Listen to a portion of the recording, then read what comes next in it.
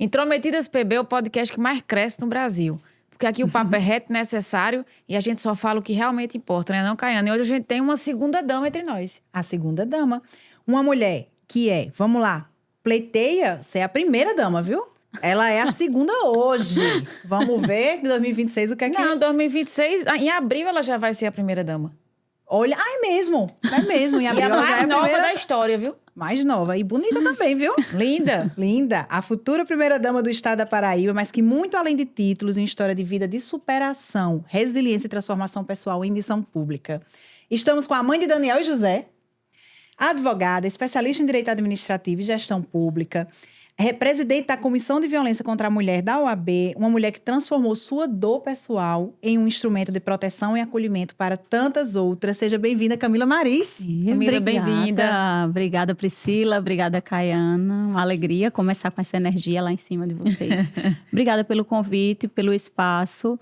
E eu acredito que o nosso propósito aqui é comum e é o mesmo, que é utilizar nossas trajetórias, que são simples e ordinárias, como a de qualquer outra pessoa, e trazer essas mulheres para perto para mostrar que o sofrimento não necessariamente ele nos paralisa, nos limita, mas que ele pode ser um caminho.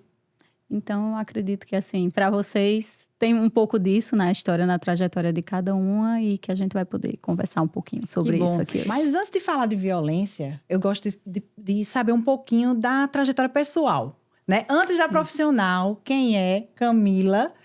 Primeiro, você já está com o Lucas há 10 anos. Há 20. Há 20? Erramos na pesquisa. 10 anos de casada. 10 de casada. 10 de casada, há 20 anos 20, juntos. 20 anos. Como foi esse começo, assim? Conta, quem foi que tomou a iniciativa? Como foi que vocês se conheceram? Foi no colégio? Porque você é muito jovem. Foi na escola, foi. Então, Lucas foi o meu primeiro namorado, e, assim, foi uma pessoa que fundamental na minha trajetória de vida. Ele é fundamental por tudo que eu vi na minha casa e por ter encontrado uma pessoa absolutamente diferente. Então, assim, para mim, ele foi, antes de tudo, uma esperança. Uma esperança de que existe gente diferente. Não é uma questão, e eu sempre gosto de falar isso, não é uma questão de homens e mulheres, mas de gente que decide e faz suas escolhas e decide como tratar um ao outro, com respeito, com parceria, com amor. Que amor é uma construção, é uma decisão diária, né? Eu acredito, eu enxergo dessa forma que o amor ele é essa construção e que, acima de tudo, deve existir o respeito, que é o parâmetro e a regra para qualquer tipo de relacionamento. Qualquer tipo de relacionamento que vale a pena ficar, vale a pena permanecer, tem que existir respeito. Então, a gente se conheceu na escola, muito imaturos, muito jovens, e atravessamos muita coisa juntos. Então, a gente, como o povo gosta de dizer, nasceu namorando, e é praticamente isso, foi meu primeiro namorado. E ele que tomou a iniciativa, claro. Até pelo que a gente vai falar depois, eu tinha, na verdade, uma ideia, eu tinha... Aquele que a gente carrega dentro da gente, que acaba que em todas as nossas atitudes a gente vai colocar para fora. Então, por ter tido na minha casa, no meu lar, o primeiro contato que eu tive com um homem foi com meu pai, e por isso ter me marcado muito, eu tinha uma verdadeira aversão a pensar em qualquer tipo de relacionamento, sobretudo que passaria... o desejo é que fique até o fim da minha vida casada com alguém. Então, eu jamais pensei que encontraria alguém como o Lucas, um homem educado, um homem que fala baixo,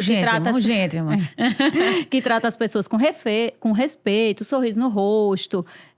Então, assim, para mim... foi uma virada de chave muito grande, mas ninguém começa um namoro dizendo, eu não comecei assim, eu tenho certeza que vai ser pro resto da minha vida. Não, a gente começou ali muito imatura, adolescente, com as circunstâncias que a gente tinha naquela época, e atravessamos muitas coisas, muitas dificuldades, e talvez isso tenha nos trazido até a maturidade de um relacionamento mais tranquilo, mais estável. Eu escuto muita coisa, a gente convive com muita gente, e não só por causa do antes que aconteça, mas a gente tem amigos e amigas e partilha experiências e pessoas que você não acredita que, sabe, pessoas tão bem-sucedidas profissionalmente que têm uma realidade tão difícil em casa, que se submete a tanta coisa em nome de um status, muitas vezes, um relacionamento que na prática ele não existe. Uma parceria que na prática ela não existe, ela não funciona. Então... E uma parceria para a maternidade, Priscila. Agora que eu entrei nesse universo, né, Camila? É fundamental. Fundamental. Eu não consigo imaginar uma maternidade sem meu companheiro ativo como ele é, dividindo realmente 50% a 50% essa tarefa. Isso. Mas o pior que não é a grande maioria. Não. Né? A Não. grande maioria das mulheres, O que a gente mais escuta é que ele tá ajudando ninguém. Ajudando Não foi o ele quê, que fez querido? também, não. Oi? Olha ali. Ele tá fazendo o Mas ele papel é tão dele. bom que ele ajuda, né? Ele é tão maravilhoso, né? Que ele dá uma ajudinha. Não, eu acho que essa perspectiva de companheirismo que você tá falando. E você que é mãe, né? De 2 meninos, Isso. pequenininhos ainda, né? Isso. Isso é tão importante. Muito. Camila. Muito importante. Fala. Vá. Aí deu um choque aqui, mas enfim. Camila, você sai de Campinas, você é de Campina Grande, Sou de né? Campina. Você é Nasci em nascida Campina Grande, mas eu também sou sertaneja. Exato. Eu passei 10 anos da minha infância no sertão. Na verdade, eu nasci em Campina, porque naquele momento minha mãe estudava em Campina Grande. Eu sou de uma família sertaneja, minha avó, meu avô são todos do sertão. Uhum. Minha família é uma família muito tradicional em Sousa, que é a família Maris. Uhum. Minha avó também é de uma família sertaneja muito tradicional, que é a família Fernandes Dantas. Uhum. E meus avós, eles se casaram e foram morar em São João do Rio do Peixe. Então, foi essa mistura de Sousa e Uiraúna. E foram morar em São João do Rio do Peixe. Camila, você me lembrou um negócio agora. Você é alguma coisa de Marizinho? Porque Marizinho foi prefeito de Sousa, né? Sim, você diz Antônio Maris, que foi governador, não? O prefeito de Sousa, que era Marizinho. Eu acredito que devamos ser você- todos da mesma família, ali Então, na árvore oriundo ali genealógica. Meu avô, na verdade, é primo de Antônio Maris, primo legítimo, e aí eu sou prima Entendi. afim, né? Ou seja, já tem uma veia política aí também, né? Tem uma veia política dentro de você. E assim, a sua história é muito inspiradora, né? Inspiradora porque o que aconteceu depois é como se você fez sua vida, né? Graças a Deus você teve bons encontros, por Isso. exemplo, com o Lucas, né? Você se formou, você seguiu sua vida.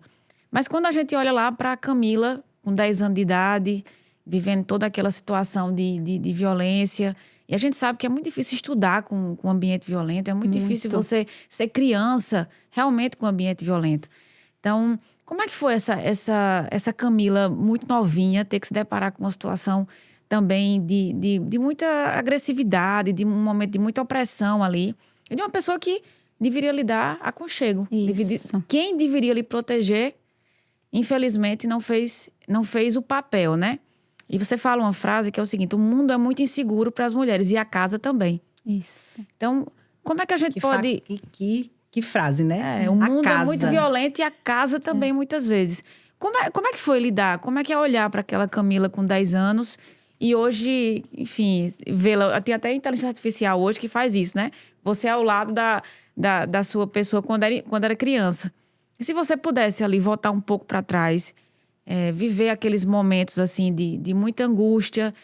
E eu imagino que Silvinha, que é a sua cara, viu? Você é a cara Parece, dela, né? inclusive. Eu fico feliz quando eu escuto isso. Você é a cara dela. Eu imagino que Silvinha ali também, ele escutou bastante, né? Pra poder deixar aquele momento ali de muita violência, mas infelizmente não há tempo, né? Isso. Então, ano passado, no fim do ano, acredito que em meados de novembro, a ONU publicou um estudo que a casa é o ambiente mais inseguro do mundo para as mulheres. Então, assim, o IBGE, os dados acredito que eu estou me referenciando a 2024, também em suas estatísticas traz que 75% dos crimes violentos contra mulheres são cometidos dentro de casa. E aí, se você vai para os homens, é uma taxa que não chega a 50% desses crimes que ocorrem no âmbito no seu familiar. Sim. Então, quando eu falo isso até foi, acredito que foi uma das últimas frases que eu deixei lá no TEDx, quando eu tive a oportunidade foi isso mesmo. de fechar, eles pedem sempre que a gente escreva um texto. Então, quando eu escrevi meu texto, eu falei, o resumo de tudo que eu vivi até hoje é isso. O mundo é um lugar inseguro para as mulheres. E aí você pode dizer, isso é sensacionalismo, isso é feminismo. Veja, todas as vezes que eu pego um parâmetro, um caso, um crime, em que uma mulher está sendo vítima, eu faço... Mentalmente, eu gosto de fazer esse exercício. Se fosse um homem, como é que seria o tratamento? Seja de uma discussão em grupo de WhatsApp, quando uma mulher se posiciona para defender seu pensamento, sua maneira de pensar, sua maneira de agir, enfim. Se fosse um homem as pessoas estariam tratando daquela mesma forma? Se fosse um homem que estivesse ali falando, é muito simples. É só você chegar numa situação e dizer, tá, é só realmente porque ela é mulher? Ou se tivesse um homem ali, o tratamento seria o mesmo? A repercussão. É, e a forma das pessoas tratarem, a forma das pessoas se posicionarem. Eu vejo que as mulheres, elas precisam, para serem ouvidas, para terem o seu trabalho legitimado, elas precisam, é como se fosse uma dupla checagem.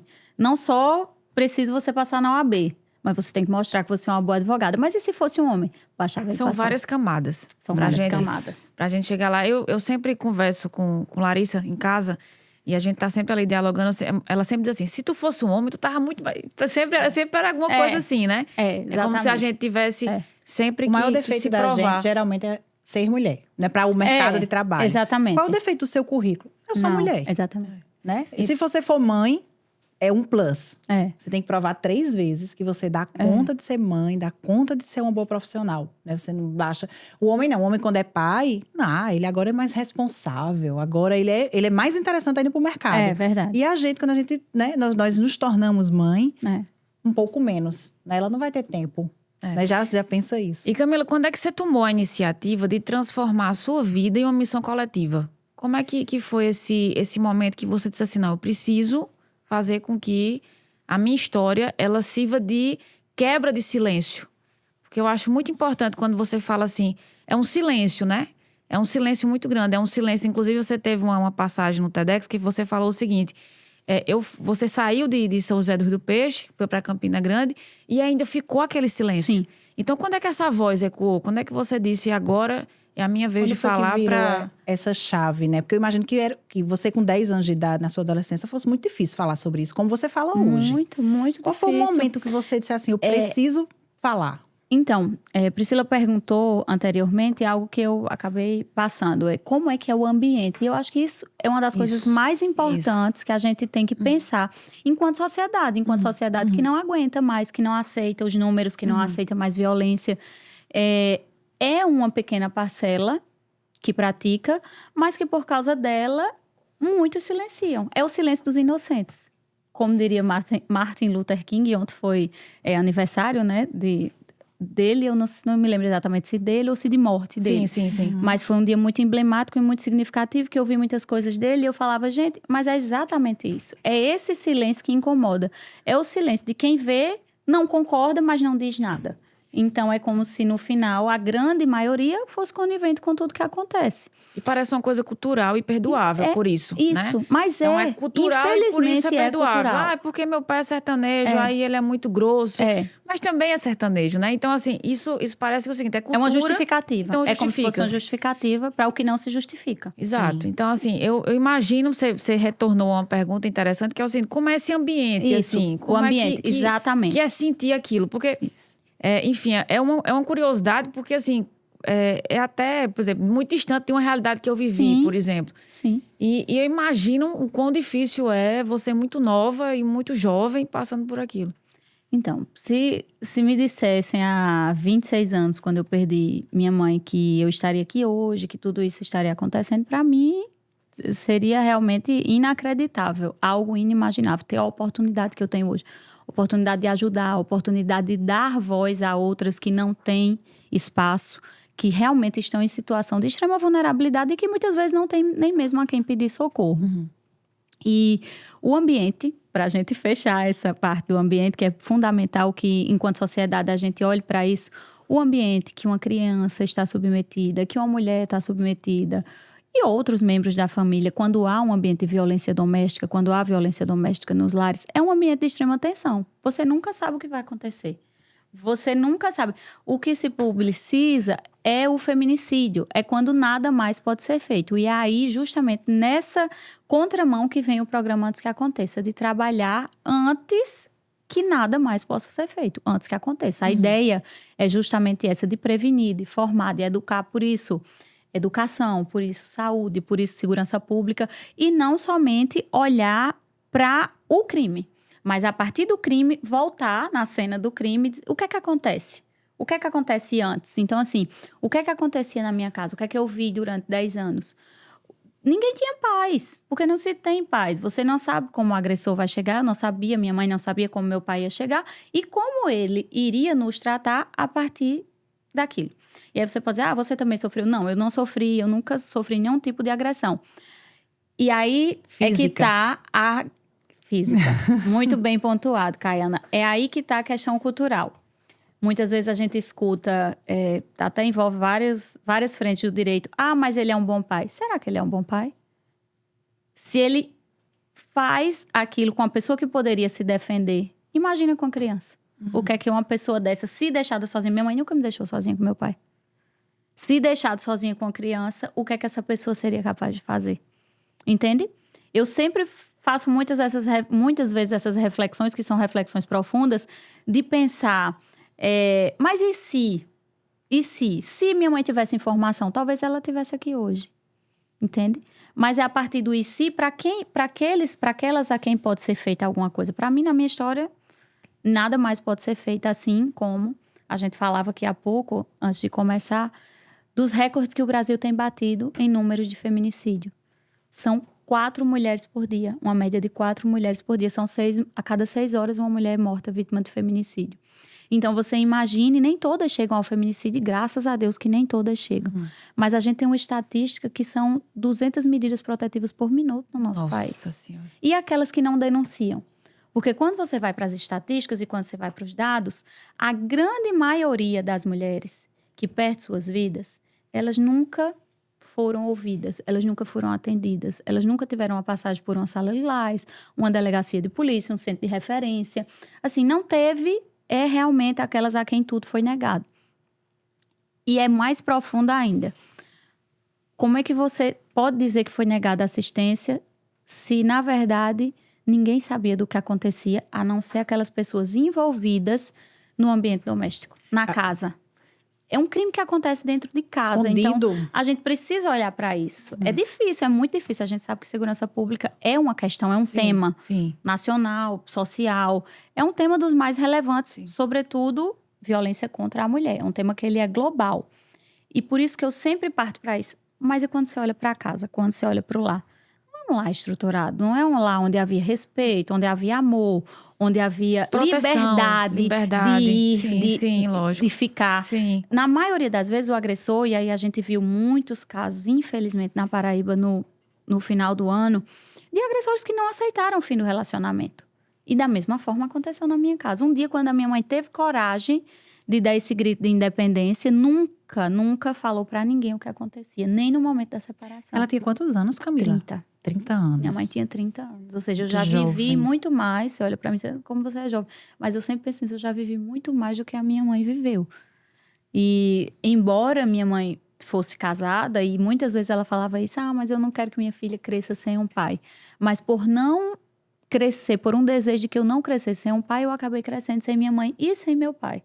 E isso acontece com muita gente. Camila, no dia de 26 de fevereiro, né? Isso. Você teve aí 20 anos atrás, mais ou menos? 26 anos. 26. Vai fazer 27 agora.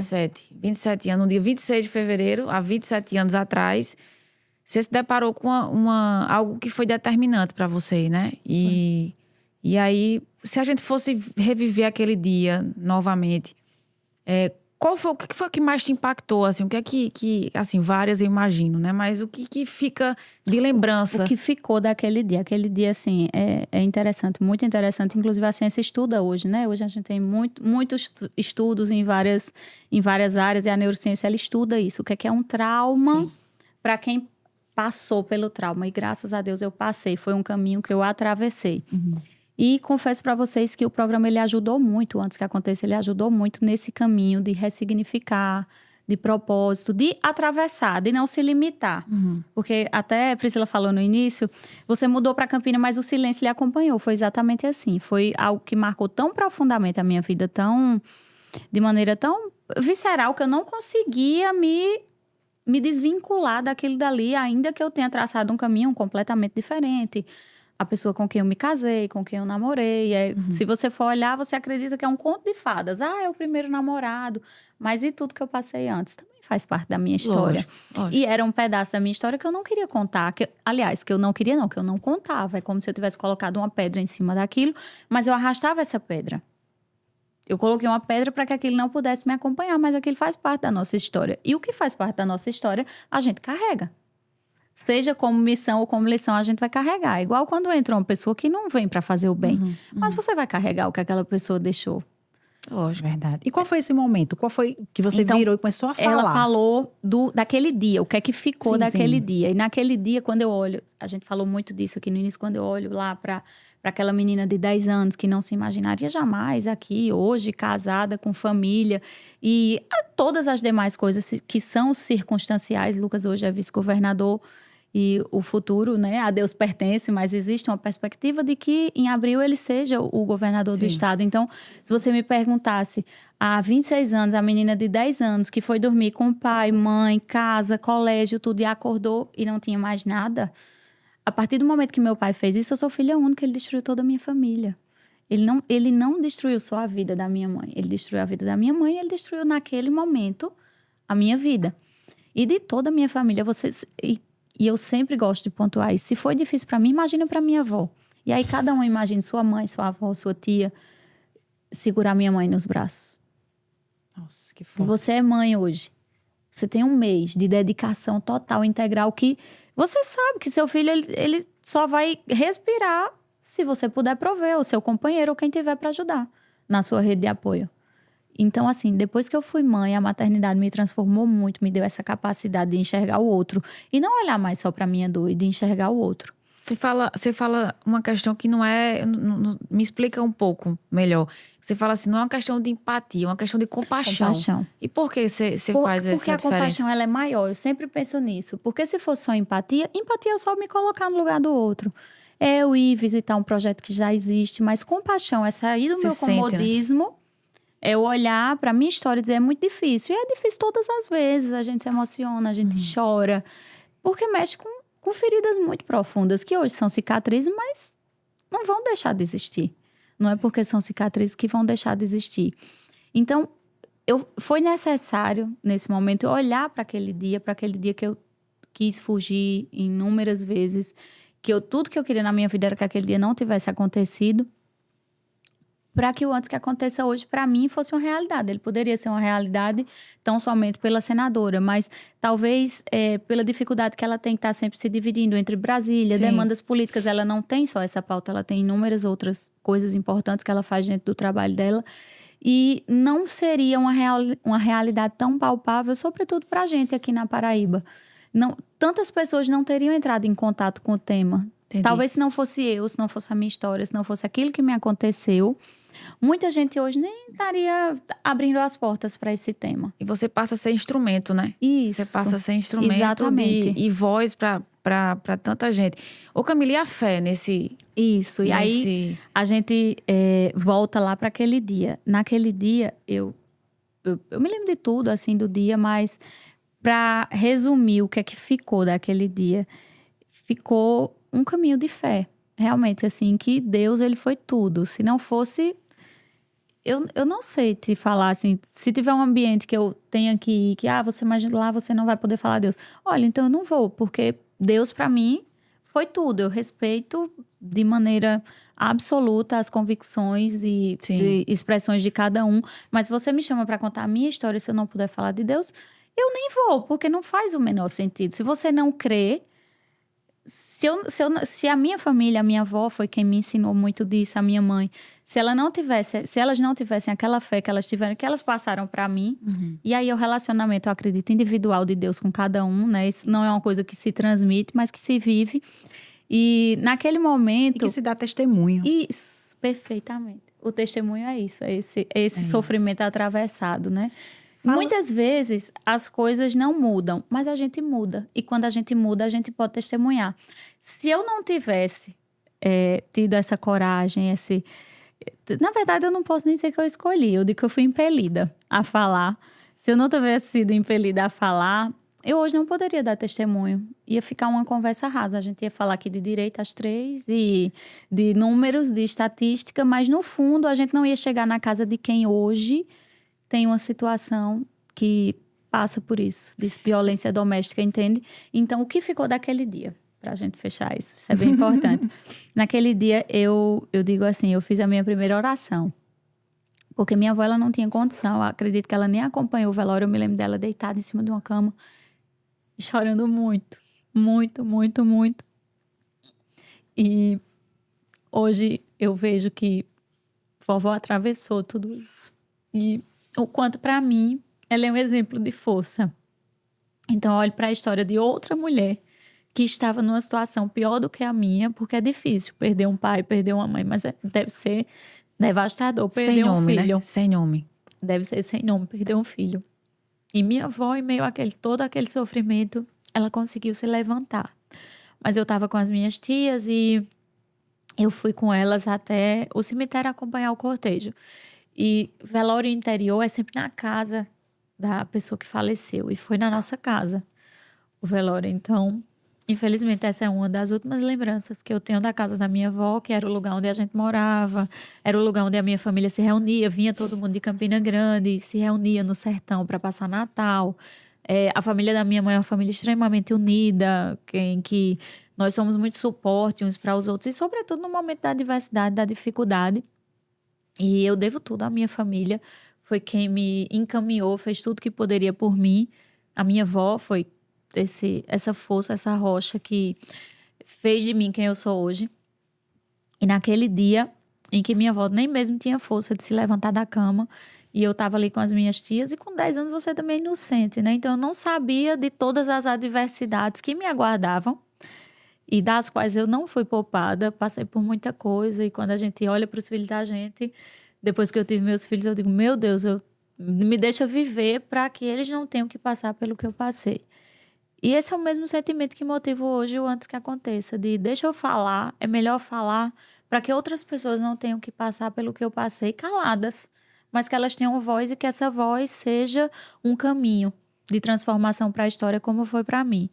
E naquele momento, naquele dia 26, acompanhando o velório até o cemitério, eu digo que eu fiz a minha primeira oração, assim, da minha vida. Foi um momento que a minha vida mudou. Eu sei que Deus sempre esteve lá, mas foi o momento que eu fiz alguma coisa. Ele já tinha feito tudo por mim, já tenho todos os meus dias escritos, assim, eu acredito.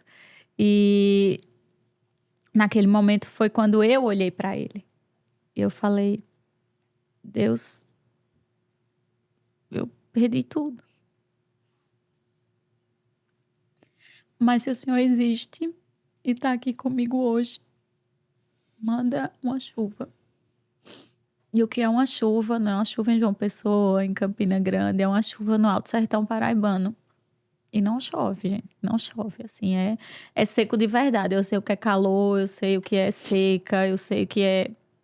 A família do meu pai é de agricultores, então eu sei o que é perder a maioria do rebanho porque não tem água, e o que é perder lavoura, enfim.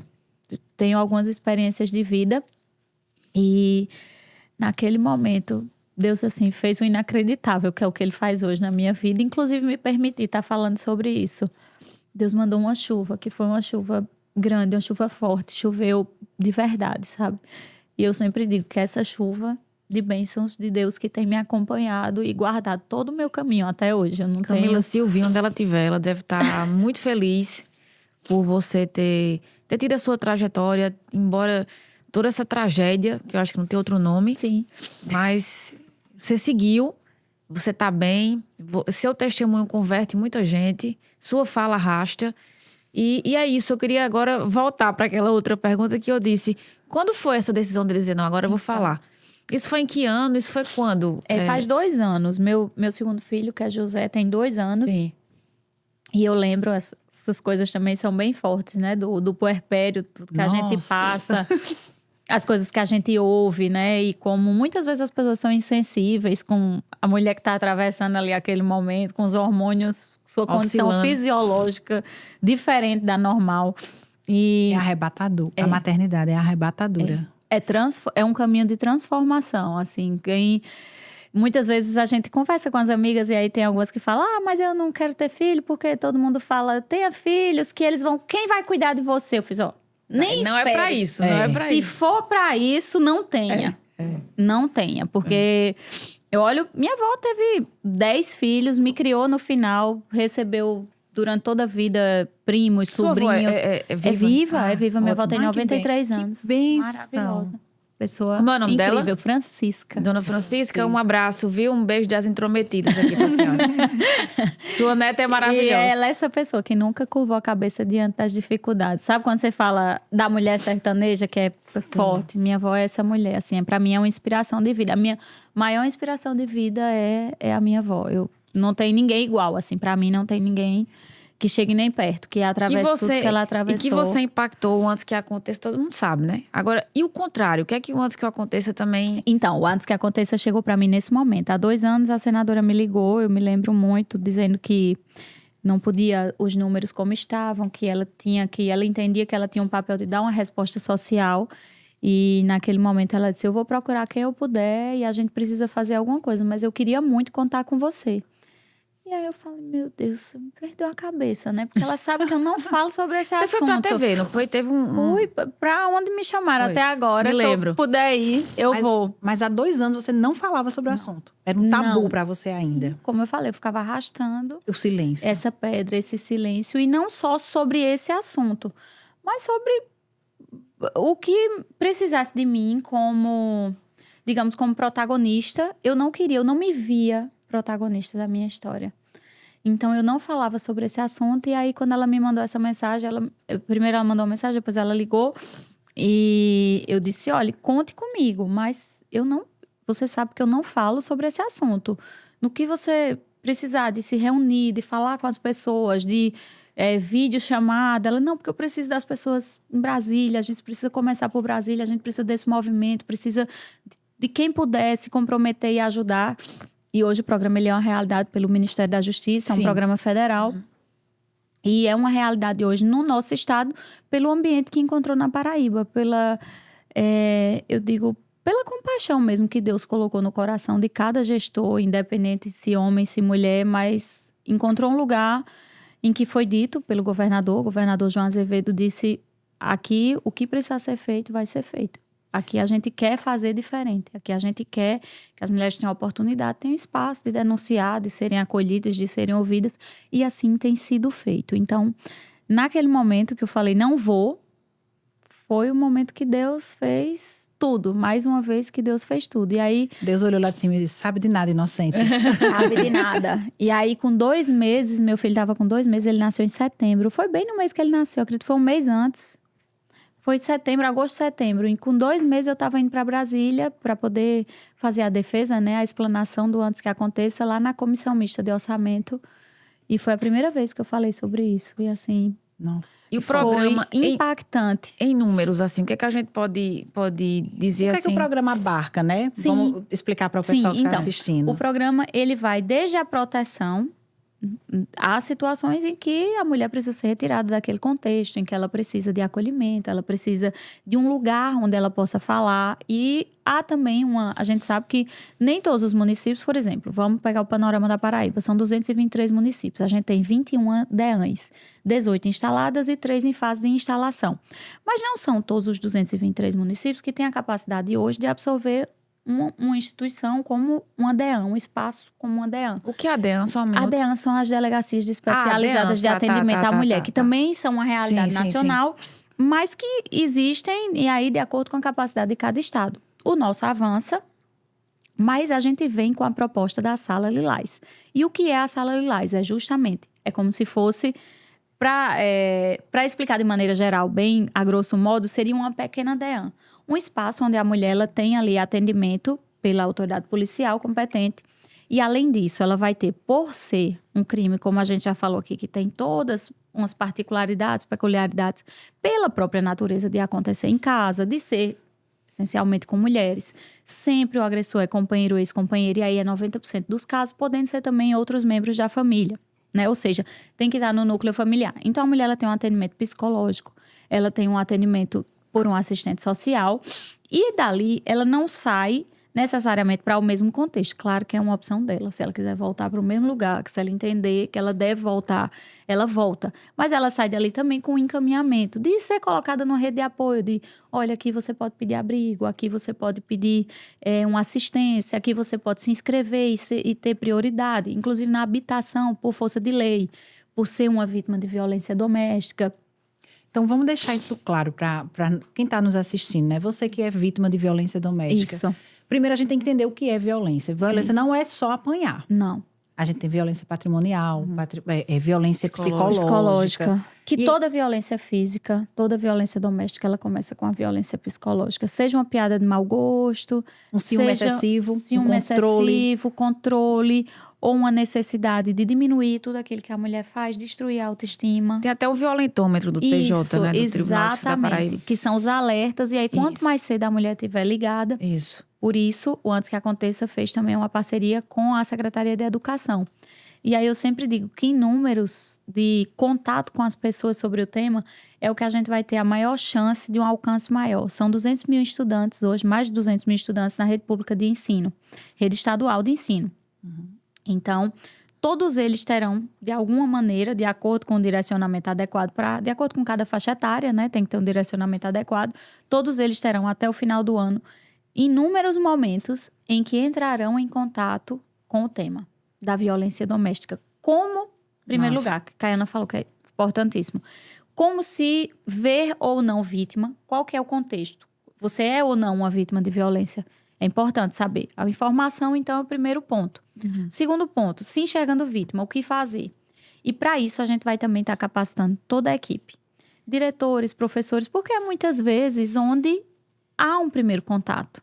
A criança, né? Que não sabe, que manifesta com um comportamento, que não sabe o que está acontecendo na casa dela, mas ela sabe que tem alguma coisa estranha, sabe que o ambiente está tenso, sabe que o ambiente está difícil.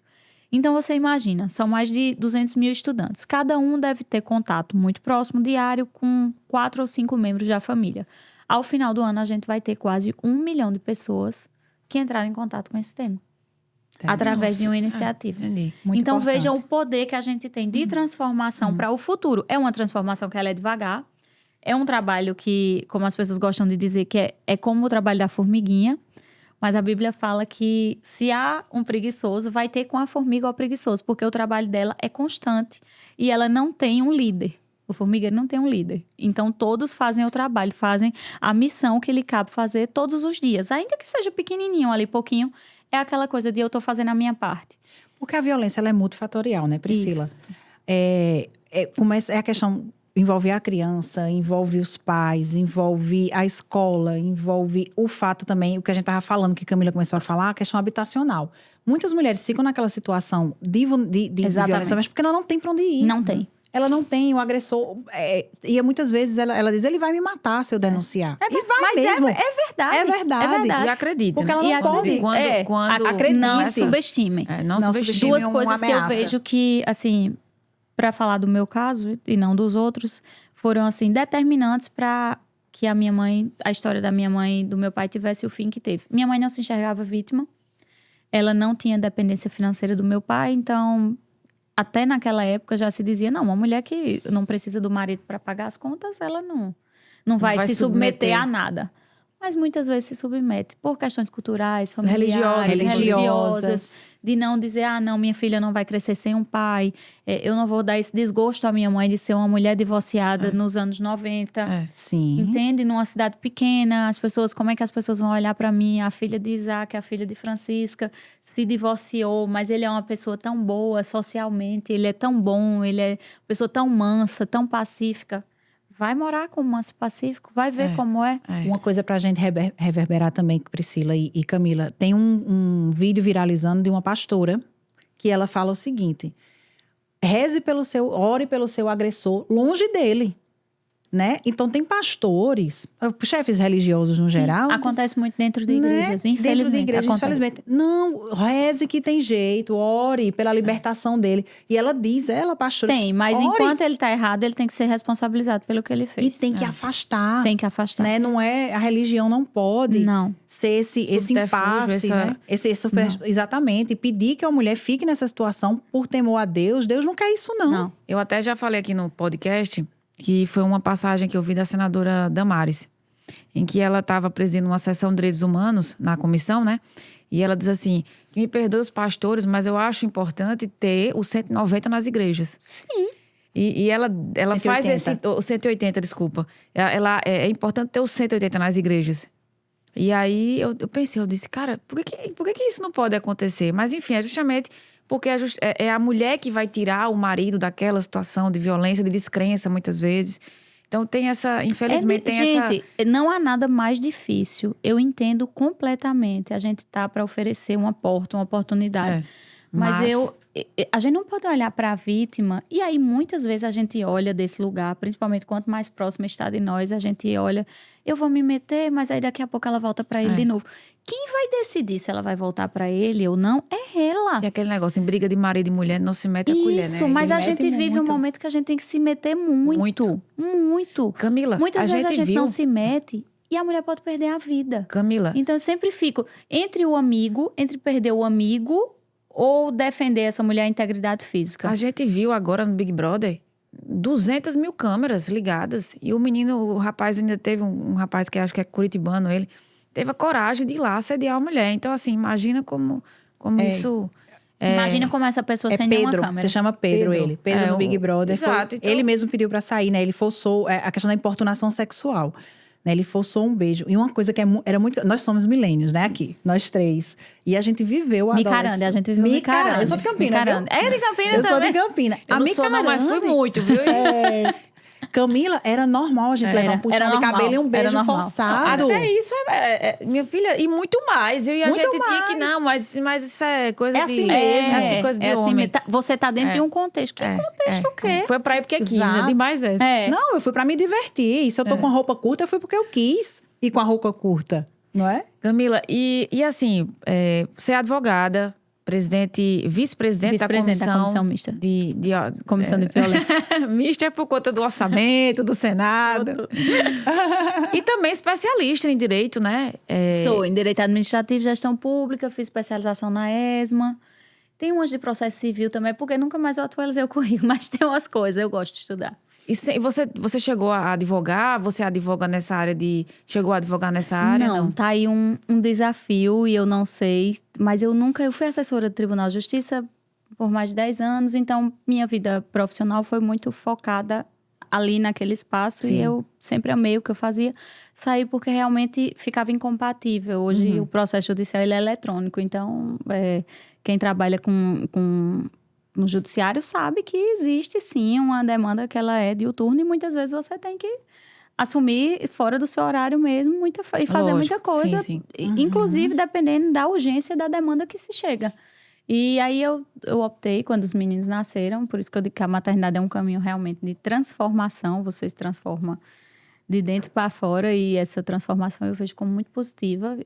Eu não seria a pessoa que eu sou hoje se eu não tivesse tido os meus filhos, ainda que eu tivesse passado por tudo que eu passei. Mas por egoísmo, talvez eu nunca falasse sobre o assunto. Ou, não, deixa eu ficar aqui com a minha dor e quem quiser que fique com a sua. Mas a maternidade, ela trouxe isso para mim, de olhar para o outro, de poderia ser meu filho, poderia ser minha filha. Ou poderia ser eu. Meus filhos são como eu fui há 26 anos. Vulnerável. Aquela mesma criança, muito extremamente vulnerável. Toda criança é muito vulnerável. Então, isso me permitiu olhar para a dor do outro, essa compaixão, isso que a gente falou. Mas eu nunca quis, era esse o ponto, eu nunca quis trabalhar com crime. Porque para mim doía muito. Sim. Então, profissionalmente, enquanto eu pude optar por não, eu nunca atuei em vara criminal. E ainda hoje eu não tenho esse desejo. Mas quem sabe um dia para defender mulheres, se eu não... Isso não aflore de novo, né? Quem sabe? É algo que eu tenho... eu tenho aí, refletido. Tá é algo brotado, né? que eu tenho refletido. E quem sabe, se for propósito, se for uma missão onde eu vou poder ser útil... E o programa Mulheres Defensoras Públicas? Das Defensoras Populares. Defensoras Defensoras Populares. Então, esse é mais um programa federal pela Secretaria de Acesso à Justiça, é a SAJU, lá do Ministério da Justiça e Segurança Pública. E a SAJU recentemente lançou um edital, até coloquei nas minhas redes sociais, aqui para Paraíba. É uma realidade também no estado do Ceará, começou por lá. E agora o segundo estado que recebe esse programa, que tem a duração de 8 meses e é por edital. As inscrições são por edital. Então, infelizmente, quando o pessoal estiver vendo o podcast, você que está aí assistindo a gente, essas inscrições elas já se encerraram no dia 18, no último domingo, e foram para 120 vagas na Paraíba. E aí, o que é que essas mulheres vão trabalhar? Como é que é o trabalho? Esse é um trabalho de dar às mulheres protagonismo. E como é esse protagonismo? Protagonismo com substância, com argumento. Para, por exemplo, líderes comunitários, mulheres que já têm um trabalho consolidado dentro de comunidades, dentro de regiões, dentro de espaços. O curso ele funciona tanto híbrido, né, modalidade híbrida, tanto encontros presenciais como encontros virtuais, em sua grande maioria, com duração de 8 meses, e as mulheres elas recebem uma bolsa, um incentivo por estar participando, e ao final elas saem com a certificação de ser uma defensora popular, e que é um movimento que a gente quer que cresça e que amplie, que ganhe o Brasil, para que as mulheres tenham consciência. Quando a gente falava aqui há pouco de violência doméstica, é a consciência, é a formação antes de tudo. E muitas vezes também de falar para os homens, de conscientizar os homens como é que se deve tratar a mulher, porque a grande maioria não sabe. Infelizmente não sabe. A gente tem que ensinar. Uma missão. A gente tem que ensinar. E algo que eu considero muito mais grave, nós somos 52% da população e somos as responsáveis pela criação dos demais. Então, o que é que acontece com a gente? A gente precisa falar para as mulheres. Além de convencer os homens, a gente muitas vezes tem que convencer as mulheres. Nós temos uma mentalidade machista. Sim. Nós temos uma mentalidade de enaltecer e vangloriar a figura do homem e de diminuir a mulher. Não precisa diminuir um para levantar o outro. Não, de forma alguma. A gente quer igualdade. Exato. Né? Se a gente quisesse vingança... A gente quer oportunidade. A gente não quer, não, vingança, não. Pelo contrário, a gente quer trabalhar quer igualdade. Não. Se somar, né? O caminho da vingança é o caminho da destruição. Exatamente. É verdade. Se todo mundo tiver essa mentalidade, prato que se come tudo. frio. Acaba tudo. Agora eu vou... a gente falando em prato que se come frio, se a dúvida é o princípio da fome, a resposta é sempre o quê? Lugs. É isso aí. Então... Nosso patrocinador desse episódio. Exatamente. Lugs, você vai encontrar uma unidade tanto no Shopping Tambiá como no Shopping Manaíra. Então, é uma franquia que tem no Brasil inteiro. E a gente já, Caiana, vai fazer um super sorteio no nosso... E vamos fazer um lanchinho já, né? O melhor frango... Do mundo da Lugs. Então, tá patrocinando Intrometidas hoje. Vamos fazer o sorteio, que vai ser no nosso Instagram, não é isso? Exatamente. As regras do sorteio vai estar no nosso Instagram. Portanto, @IntrometidaspB. Acessa lá que você pode ganhar um pote de frango, que é o melhor frango do mundo. Do mundo. Camila, e nesse sangue aí, ferve a política ainda? Ou você acha que... Ferve pelo meu marido, é o político da casa. Ferve sempre, é o político da casa. E é muita gente envolto, né? Porque tem Anivaldo, tem Virgínia, tem Daniela, tem Agnaldo, Lucas. E já ser nossa primeira dama. Saiba que a gente tem muito orgulho de você, viu? E assim, obrigada. Foi muito... pra gente foi uma satisfação muito grande de ter por aqui. Porque eu acho que o seu testemunho e a sua missão... Que você coloca como uma missão que, assim, não é fácil, mas você colocou como... Você pratica a sua missão, então isso é muito importante. Então, pra gente, saiba nosso respeito, nossa admiração. E a gente tá muito satisfeita com você como primeira dama, viu? Porque eu não vou nem dizer segunda dama, porque... já tá tão pertinho. Já tá tão pertinho, já vou dizer primeira dama. A gente já tem uma primeira dama nova, bonita. Mas será que não tem aí uma pretensão no futuro, agora não? De um cargo eletivo? Não, de jeito nenhum, Camila. Não, pretensão não existe, não. Assim, eu sou aquela pessoa da missão. Se a missão chegar para eu fazer, eu faço. Tô aqui. Mas pretensão não. Desejo pessoal, desejo particular, não me vejo. Até porque eu acho que numa casa só cabe um político. E lá em casa é meu marido. É quem Pronto, tem, respondido. É quem tem o equilíbrio emocional para não deixar que isso... E precisa, viu? Contamine aquilo que é precioso, que é o lar, que é muito difícil. É um meio difícil. Todos são. Eu não estou dizendo que a vida do jornalista, do advogado, do professor, do enfermeiro, do fisioterapeuta é fácil. Todas as missões são difíceis, mas eu acredito que na política, se você caminha bem, tudo vai muito bem. Mas se você caminha um pouquinho mal, as coisas tomam uma proporção... Imensa, absurda. E assim, tudo é motivo hoje, e aí a rede social, ela vem, infelizmente, de uma maneira muito negativa nesse sentido. Tudo é motivo de muito ódio, E parece de que muita raiva. quando é ódio, a coisa parece que multiplica É uma coisa exponencialmente. absurda. É uma coisa absurda que a gente vê hoje. Não foi uma escolha sua entrar na política, mas Não. você tá dentro, né? Tô. Tá no bastidor, tá Tô dentro. pra ajudar. E esse ano é campanha, né? Foi o Antes que Aconteça, veio muito nisso. Veio nesse sentido, pra mim, com esse direcionamento de você tá aqui, você pode ajudar. E aí você vai ajudar ou você não vai excelente. E isso, Mas isso assim, é política também. É Isso é política. política. Isso. Como segunda primeira-dama e como esposa de um candidato a governador. Né? Vem campanha esse ano. Você vai estar envolvida na campanha, ajudando, acredito. Se Deus quiser. Mas assim, das outras campanhas, conta assim, tem alguma história que tenha acontecido, que tenha te deixado assim, desconfortável, que tenha te colocado numa situação... Não, eu sempre evitei. Então, eu nunca entrei em situações assim, porque eu sempre evitei. Eu nunca me permiti.